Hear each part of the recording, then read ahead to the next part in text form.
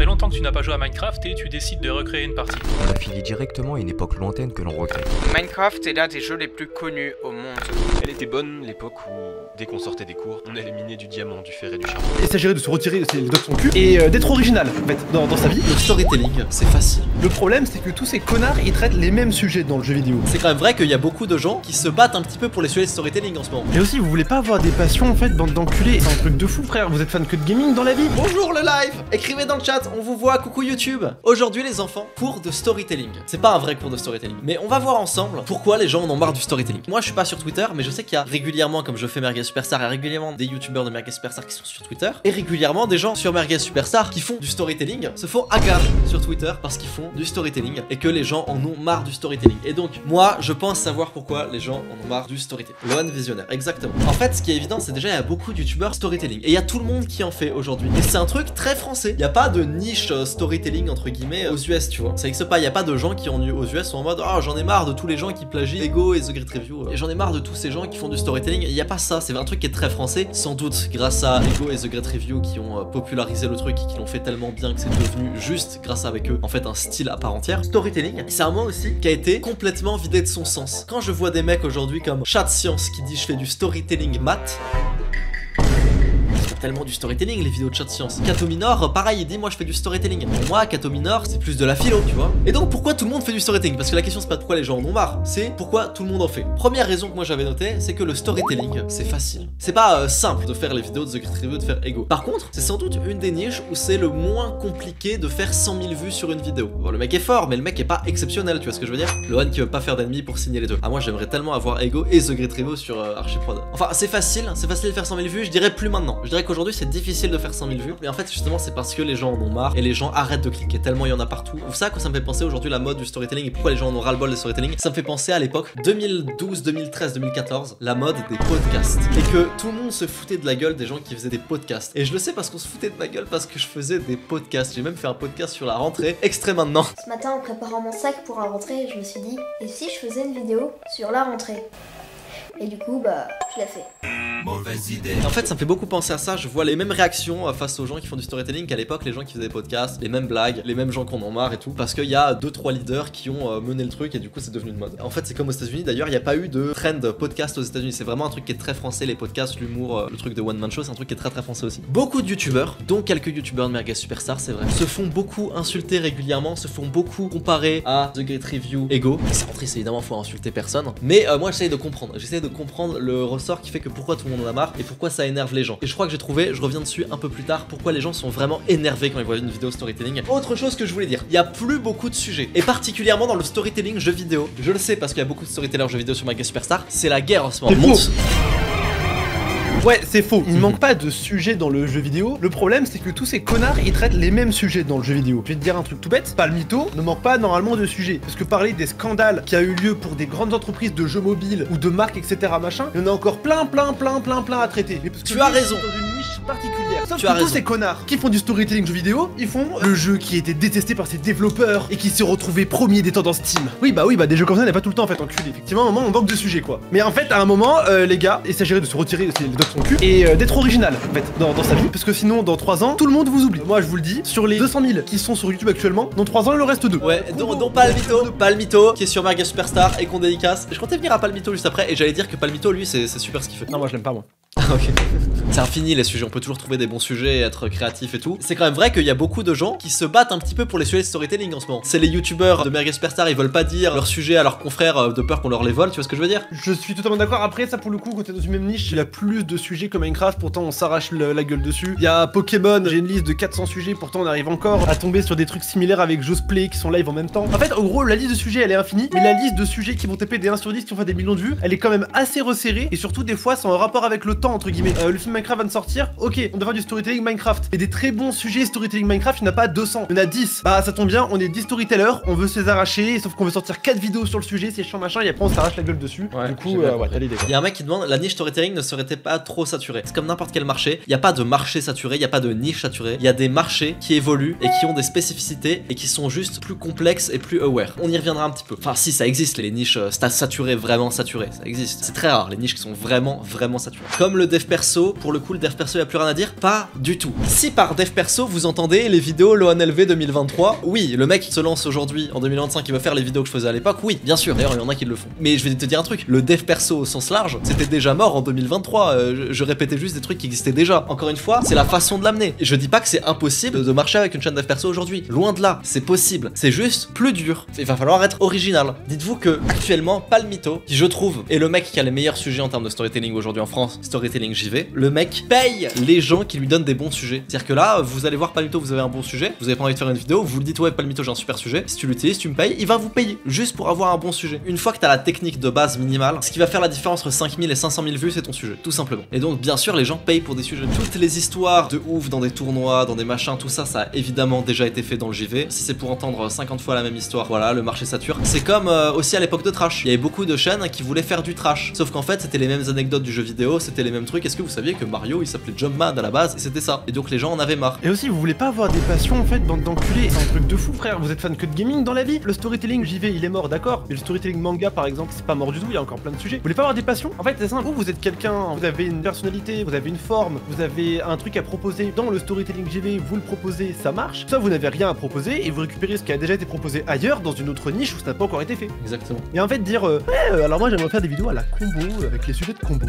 alors même la boîte combo et les monteurs de combo en fait, dans le JV. Voilà. Ah bah d'accord, mais en fait, combo existe déjà. Ouais, mais bon, peut-être que je pourrais récupérer une petite part de marché, 5000 vues. Je vous jure que être storyteller, ok, c'est stylé parce que vous vous dites que vous ferez beaucoup de vues. Mais déjà, comme je l'ai dit, c'est pas si facile que ça. En tout cas, aujourd'hui, c'est plus tant que ça. Et en plus, vous n'aurez pas de personal brand. Il y a zéro personal brand dans le storytelling. Alors bien sûr, je dis pas que Ego et The Great Review, ils ont pas du personal brand. Mais je vous jure que c'est vrai. Très régulièrement, je me pose sur YouTube, je vois des vidéos storytelling, je clique dessus. Le mec, je sais plus qui c'est. Le mec, je l'ai oublié aujourd'hui, tu vois. Je connais même pas son pseudo. C'est un peu tous interchangeables. Déjà, il y a un mec qui a dit, mais ça fait pas autant de vues. Toi, t'as jamais vu les vidéos de Mush. Il tape 600 000 vues sur des grands storytelling Hunter x Hunter où il lit des pages Wikipédia, bien joué à lui. En fait, t'as un personal brand quand t'as des choses à proposer. Isonde, tu montes pas sa tête, etc. C'est du storytelling. Isonde, il a une façon de s'exprimer et de narrer qui est unique à Isonde. Et le problème, c'est pas qu'il fasse du storytelling, c'est qu'il font du storytelling de la même façon. Et le problème de Isonde, c'est qu'il fait pas de vidéo. Okay, frère, okay. Je sais que je suis Isonde de ouf, et cet enfoiré, il ne sort rien. Ça me fait chier. Ok, qui j'imite. Ce que vous voyez là, c'est pas un gameplay de Minecraft classique. C'est le gameplay de ce speedrunner à 400 millions de vues. On sait pas. Là, part de quel. Bien joué, j'ai imité 20 personnes en même temps. Et c'est exactement ce que c'est bien, bravo. Vous avez pu penser là à 50 personnes en même temps. Moi par exemple, en ce moment je me suis remis dans ma phase manga animé, je regarde beaucoup d'animés, beaucoup de mangas, je commence à avoir beaucoup de trucs en tête, tu vois. Je rêverais de faire une vidéo sur comment ça se fait que Naruto c'est une anomalie. Genre en fait, tu dis ouais, quel est le manga le plus populaire au monde? Tu dis One Piece. C'est faux, c'est Naruto. One Piece populaire au Japon. En dehors du Japon, c'est populaire mais moins que Naruto. Naruto c'est dans le monde entier, tout le monde connaît Naruto, ta daronne elle connaît Naruto. Et en fait, si je le raconte un peu comme The Great Review, genre ça, c'est un animé. C'est pas n'importe quel animé. C'est un animé qui a traversé le monde. Ça pue sa grand-mère. Par contre, si jamais t'essayes de prendre d'autres refs, tu vois, qui sont pas dans le storytelling. Allez, on va prendre une ref d'extrême droite, Raptor Dissident, voilà, nickel. Moi en ce moment j'aime beaucoup 10 000 pas parce que Raptor. Parce que tu es raciste. Également. Et en fait, Raptor a une façon de s'exprimer qui est incroyable. Hein, voilà, on peut lui reprocher ce qu'on veut, il s'exprime très bien. Et surtout, il est très drôle. Tu peux dire, ok, cette agressivité, cette façon de s'exprimer, tu peux essayer de les mettre dans le storytelling manga par exemple. Tu vas prendre un sujet, Made in Abyss, Mushoku Tensei, c'est deux mangas qui sont exceptionnels. Mais le problème, c'est que leurs auteurs sont des putains de pédophiles. Ok, c'est trop bien. Et bah, tu peux débiter un peu à la Raptor ou à la Shishune, où tu te mets à guetter à ton micro, tu fais, mais comment c'est possible qu'un manga aussi bien, avec une telle animation, soit conçu par des putains de pédophiles? Et bah, ça, tu vas engendrer derrière un personal brand, une communauté qui en fait va reconnaître en toi quelque chose d'unique. Random Watcher, c'était ça concrètement, tu vois. On l'appelait le potatoes du manga. Bah, Random Watcher, il a sorti depuis 6 ans, il fait 300 viewers Twitch. Parce qu'il y a encore des gens qui le kiffent, tu vois. Mais parce que le gars avait un truc à proposer. Ayez des choses à proposer. Arrêtez de faire tous comme The Great Review. Il y a des gens qui font pas de storytelling et qui ont une façon de s'exprimer qui est peut-être parfois meilleure que The Great Review et dont vous pouvez vous inspirer pour faire vos propres vidéos. Tu rentres 50 vidéos storytelling dans une IA, tu donnes le sujet, je te jure, elle le fait. Et de plus en plus, le public est aware que le storytelling, entre guillemets, c'est un truc qui existe. Et de moins en moins, les gens tombent dans le panneau. Genre, quand un mec fait, c'est l'intro, elle fait commence par, vous voyez ce truc là? Eh bien, en fait, c'est nanana, on y reviendra un peu plus tard. Je vois ça,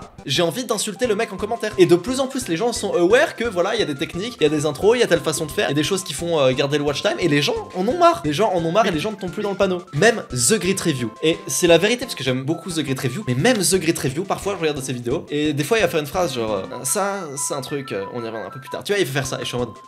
Il est un peu devenu un cliché de lui-même. Ouais, je me suis dit, on dirait un mec qui essaye d'imiter The Great Review, tu vois ce que je veux dire? Même là, j'arrive pas à rentrer dedans quand je ressens un truc comme ça, et je pense que le public aussi. Du coup, voilà, je voulais en arriver là. Est-ce que c'est impossible de se lancer dans le storytelling? Non, mais il faut du renouveau sur les sujets, donc voilà, tu l'as très bien dit Kélian, et aussi les intros des vidéos storytelling. Arrêtez de faire tous les mêmes, et c'est pour ça que les gens en ont marre, parce que vos intros se ressemblent toutes, c'est les mêmes structures, c'est les mêmes schémas, et avec tout le respect que j'ai pour Fitness Muscu, il y a juste plein de gens qui ont acheté ses produits à Fitness Muscu, sa formation YouTube, machin. Du coup, tout le monde fait les mêmes trucs que Fitness Muscu, et tout le monde a la même façon de parler, la même façon d'intriguer les gens, et du coup les gens en ont tous marre. Donc tant mieux pour lui, ça montre que son truc a super bien marché. Et en fait là le problème c'est que les gens sont aware de ça, et les gens sont aware et le public n'aime plus ça. Donc il va falloir du renouveau sur les intros des vidéos storytelling. Ça c'est mon guess. Les gens qui sauront se renouveler sur les intros, évidemment qui auront des meilleurs sujets et de meilleurs personal brand, genre comme tu l'as dit, le mec qui va gueuler, qui va raconter je sais pas quoi, et bah eux ils vont marcher. Donc si vous voulez vous lancer, prenez ça en compte, mais n'essayez pas de faire The Great Review. Pourquoi? Parce que tout le monde essaye de faire The Great Review. Aujourd'hui les patterns d'intro, même les structures des vidéos, la narration, elles se ressemblent toutes chez tous les youtubeurs storytelling. Quand on vous dit d'avoir votre propre patte, votre propre personnalité, etc., faut l'avoir même dans la minia et le titre. Moi, le meilleur exemple que j'ai, c'est Lopok. Il n'a pas besoin de réfléchir à sa minia ou à son titre. Il demande à sa femme de lui faire sa miniature, car il me semble que c'est Lopok qui les fait. Un exemple vaut mieux que 10 mots. Le bazar de Lopok. On va lire ses 5 derniers titres. Dégustation japonaise du démon.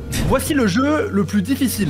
Mais pourquoi? Mais parce que, en fait, Lopok, il était dans cette DA de je mets ce que je veux en titre, etc. Club Pingouin avait la même chose. Une DA que j'ai instaurée. Votre avis sur Trash depuis que vous êtes parti? Alors, je trouve que c'était moins bien il y a un an, mais là, je trouve que c'est un peu mieux. C'est l'inverse. Je trouve que ça dégraisse de jour en jour. Ah bon? Les 2 dernières vidéos de Trash, je ne sais pas comment ça a pu passer. Pourquoi ils ont fait 2 vidéos, la chute de Power Rangers, la fin des Power Rangers? Mais attends, ils avaient une OP, c'est pas possible. Je peux pas croire qu'ils aient fait 2 vidéos sur les Power Rangers en disant ça masterclass. J'ai les insides qui dit que c'est Neoxys qui a poussé le sujet à fond en mode c'est une dinguerie. Attends, mais c'est pas possible. Y'a pas d'OP? Ils ont fait 2 sujets sur les Power Rangers, y'a pas d'OP? Vous voulez mon avis? Neoxys aurait dû acheter YouTube Maxi. Ça, c'est pas réglo. Mais à quel moment il s'est dit attends, Power Rangers c'est que c'est un sujet? C'est-à-dire que Neoxys s'est levé un matin. Oh, je tiens un truc là. Je tiens un truc. Il s'est levé comme ça à 12h30. Il a pris son téléphone. Tac tac tac tac tac tac tac. Il a appelé le rédacteur. Il fait ok. J'ai un sujet. Surtout on ne le partage pas. On ne l'envoie surtout pas ni à Kélian ni à Lohan. Ça Archiprod ils vont pas nous baiser. Et là il y a la taupe qui vient dans mes DM et qui fait Kélian, ceux-ci sont les 2 prochains sujets de trash. À ne surtout pas faire chez Turtoon. Non mais après franchement moi pour mes 2 ans plus j'aime pas vanner sur les stats parce que c'est le truc qui fait mal je trouve. Il y a 2 choses où c'est pas bien de vanner je trouve, c'est le physique et les stats. Maintenant on souhaite quand même malgré tout énormément de succès aux différentes Attends, t'as vu ce qu'il a dit le mec? Manga Trash, ils ont fait une vidéo sur les religions les plus dangereuses des animés avec des symboles judaïques. Regarde la miniature, tu vas être choqué. Ils l'ont changé ou pas? Est-ce qu'ils l'ont changé? Ah! Affiche. Il chauffe. Ça c'est encore une idée de non, ça je reconnais. Depuis qu'il fait plus la voix, Laurent, il a que des sujets comme ça, cet enfoiré. Il se dit allez chauve, à toi, Mazel Tov. Enfoiré. Après, au niveau des stats, c'était mieux avant ou après pour vous? Tout YouTube a baissé niveau stats de manière générale. Mais les gars, vous vous rendez pas compte? Trash, quand on était à l'époque à son prime et tout, ça faisait le million à chaque vidéo. Ouais, même Trash Bandicoot, il y avait quelques vidéos qui faisaient le million. Raconte vraie anecdote. Une fois, j'étais au lycée, je sors ma vidéo Trash Bandicoot. La vidéo elle fait, je sais pas, 250 000 vues, je sais plus. Et je suis en bad. Et les potes ils me font Lohan, qu'est-ce qui se passe?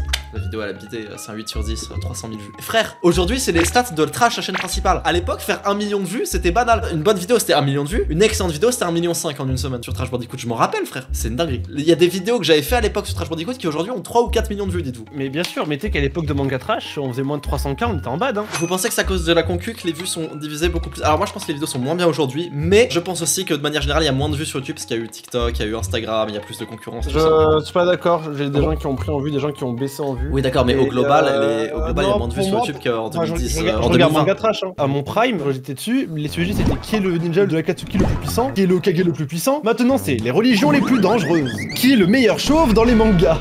6 animés what the fuck sur la France, les meilleurs backstory de One Piece. Tout ça pour dire que des bonnes intros, des bonnes structures, des bons sujets, une bonne personnalité. La structuration de texte c'est trop important et je te jure c'est aussi le truc qui fait que vous racontez tous les mêmes choses, vous racontez une histoire qui existe déjà, c'est trop casse-couille, c'est trop chiant. Faites de la structuration de texte, donnez des avis, ils se mouillent jamais, ils donnent jamais leur avis, youtubeur storytelling. Polyart il donne ses avis. Des avis de gauche, mais des avis. Alors le manque d'avis est une des raisons du manque de personal brand. Donner son opinion aussi conne soit-elle, ça fédère des gens. Arrête de dire aussi conne soit-elle, c'est des opinions. Tout ça les amis, vous savez où on le travaille? On le travaille sur Maga Superstar et sur YouTube Maxi. Vous êtes débutant et vous voulez vous lancer dans une niche sur YouTube, il y a YouTube Maxi qui existe. Il y a Sabiela qui est là pour coacher votre voix. Il y a Kélian qui, comme il l'a dit, est là pour faire les retours sur la vidéo. Moi je suis là pour trouver vos sujets. Kato Minor il est là pour aider à la rédaction de vos textes. Edouard aussi il est là, il est surtout chaud en rythme, il est là pour vous aider à vous apprendre le rythme. Edouard c'est personnalisé, il prend le WhatsApp des gens, il leur parle et tout, il les coach de lui-même et tout, c'est super. Il y a SK aussi qui est là pour vous faire des retours et ensemble vous allez percer forcément parce que vous avez tous les outils en main. Hein. Le but c'est qu'au début on vous fait travailler votre technique et ensuite vous faites ce que vous voulez faire en vidéo longue, en vidéo courte et on est là pour vous accompagner jusqu'à vos 10 000 abonnés. Ça fonctionne pour tout le monde, il n'y a pas de gens chez qui ça fonctionne pas et donc je vous invite à venir. Ça arrive de temps en temps sur YouTube Maxi qu'on ait un mec qui nous dise ouais moi je veux faire du dev perso ou je veux faire du storytelling. Et bah on aura la décence de lui dire non c'est peut-être une mauvaise idée, tu vas perdre beaucoup de temps. Après si le mec veut vraiment en faire, on va pas lui interdire, on va le mettre vraiment sur la bonne voie pour qu'il le fasse bien. S'il a pas le niveau pour le faire, on va d'abord travailler sur sa technique parce que si le mec veut nous dire je veux faire du storytelling mais qu'il est pas assez bon en storytelling pour pouvoir se démarquer de la masse, tout ce dont on a parlé là, on va d'abord énormément travailler sur sa technique, notamment avec des shorts, c'est comme ça qu'on procède. Le lien est dans la description, je vous invite à cliquer. Voilà, je vous fais des bisous. Tu aurais pu me laisser le mot de la fin, hein, si je peux me permettre.